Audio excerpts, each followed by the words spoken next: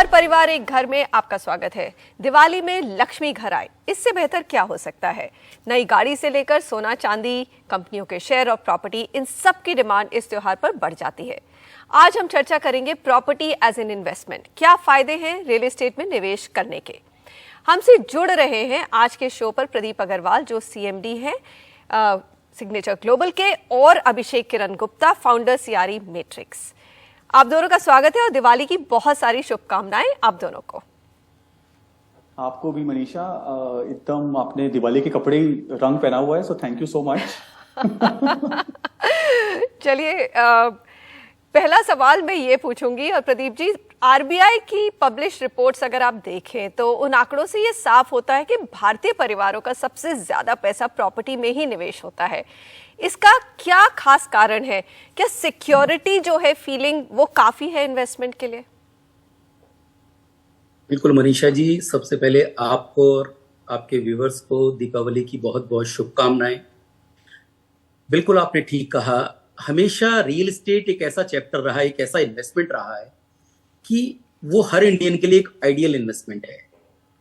And मैंने और भी मार्केट्स में काम किया है, कैपिटल मार्केट में भी काम किया है, कैपिटल के अलावा कमोडिटी मार्केट में भी काम किया है। मेरा एक्सपीरियंस ये रहा है कि रियल एस्टेट एक ऐसा मार्केट है जो इन सबसे ज्यादा रिटर्न देता है। फर्क केवल इतना है कि हर मार्केट के एक फेज होते हैं, वो अप एंड डाउन चलते हैं। रियल एस्टेट का एक फेज लास्ट डिकेड में रहा है, लेकिन शायद ये जो डिकेड है केवल और केवल रियल एस्टेट का है। आज जैसा आपने बताया कि जो रिपोर्ट RBI की भी कहती है, या और भी ऐसी रिपोर्ट्स अभी रिसेंटली पब्लिश हुई हैं, जिसने साफ साफ बताया है कि जितनी भी आप इन्वेस्टमेंट कर रहे हैं उसमें सबसे ज्यादा जो हायर रिटर्न है वो केवल और केवल प्रॉपर्टीज पे है। लेकिन आपका जो चुनाव है, एक लोकेशन आपकी बिल्कुल राइट होनी चाहिए, प्राइस पॉइंट राइट होना चाहिए, और सबसे बड़ी बात जो आपका डेवलपर है उसका चुनाव बिल्कुल राइट होना चाहिए।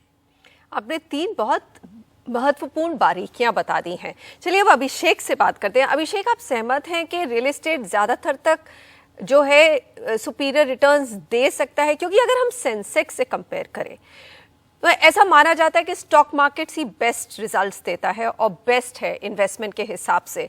आपने अभी हाल में एक रिसर्च रिपोर्ट निकाली है, उस पर टिप्पणी दीजिए, क्या उससे दिख रहा है?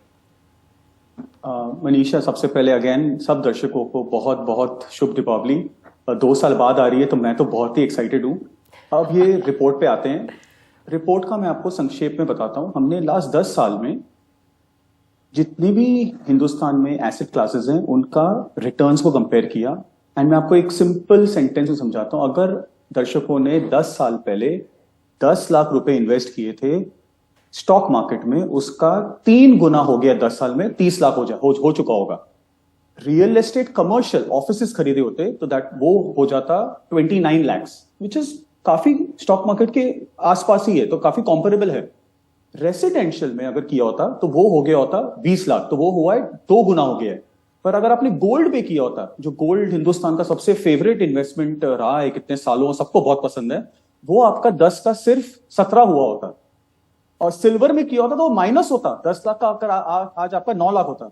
तो मुझे लगता है कि कमर्शियल रियल एस्टेट बहुत ही सेफ बेट है, क्योंकि वो भाड़े पे जगह है, आपको 7, 8, 9% देगा। एप्रिसिएशन अगर 4-5 भी हुआ तो यूल गेट अबाउट 11 से 12% रिटर्न्स।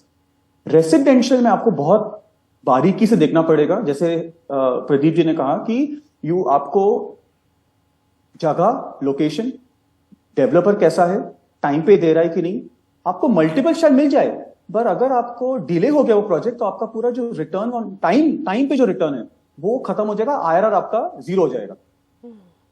राइट? आपका मानना है कि अगर रेजिडेंशियल में आपको सही बेट लेना है तो आपको ज्यादा बारीकी से अपना इन्वेस्टमेंट देखना पड़ेगा।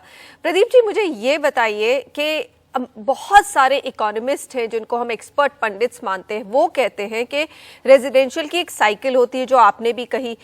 पिछले 10 साल में डीमोनेटाइजेशन, GST, रेरा को लेके जो है आपको सिर्फ 5 से 6% जो है रिटर्न्स मिले हैं रेजिडेंशियल में, लेकिन आगे जाकर जो है रिटर्न्स काफी तेज भी हो सकते हैं। और पिछले एक साल में ही अगर देखी जाए सीआरई मैट्रिक्स की रिपोर्ट, तो रेजिडेंशियल रियल एस्टेट 9% बढ़ा है और एक साल में सेंसेक्स जो है 1% घटा है।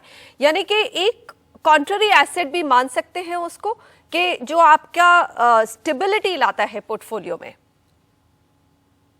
बिल्कुल ठीक कहा आपने मनीषा जी। एक्चुअली आप अगर एक साइकिल देखें ना, किसी भी मार्केट का एक साइकिल होता है। आज स्टॉक मार्केट काफी दिन से बूम पर था, इसी वजह से जो सेंसेक्स का रिटर्न आपने कहा लास्ट एक साल का वो 1% डाउन है, और उसके कंपैरिजन में जितना भी रियल एस्टेट है वो लगभग 9% के उछाल पर है। मुझे लगता है ये उछाल अभी रुकेगा नहीं, ये आने वाले और 4 से 5 साल तक इस तरीके के उछाल और आप देखेंगे, क्योंकि ये शुरुआत अभी केवल हुई है।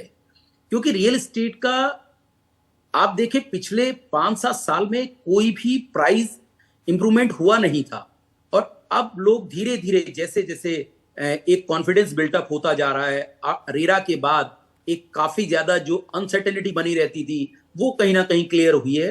सो अब लोगों का कॉन्फिडेंस फिर से जागने लगा है।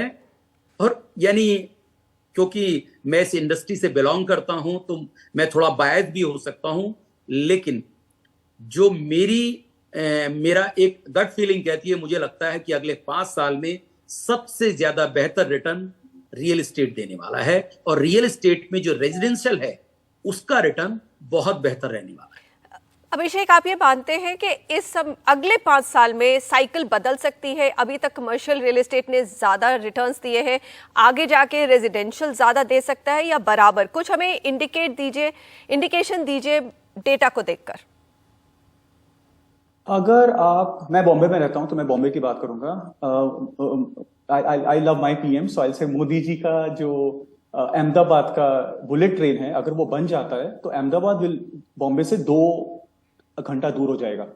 तो जो पूना को हुआ था 10 साल पहले, वो अहमदाबाद को हो जाएगा। अगर आप अपने शहर को, जगह को सही से सिलेक्ट करोगे तो अनडाउटेडली आपको रेसिडेंशियल अच्छे रिटर्न्स मिलेंगे।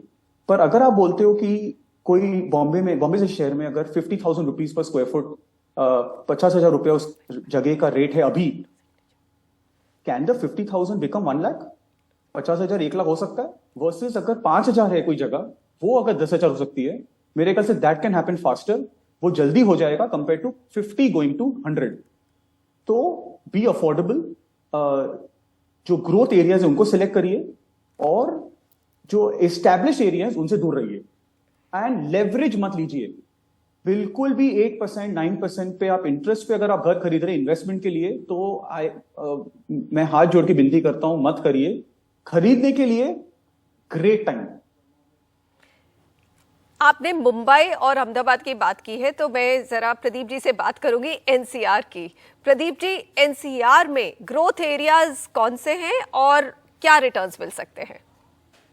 बिल्कुल मैं अभिषेक की बात को एंडोर्स करूंगा कि जहां प्राइजेस बहुत ज्यादा हैं ऑलरेडी, वहां इन्वेस्टमेंट पे शायद आपको रिटर्न ना मिले।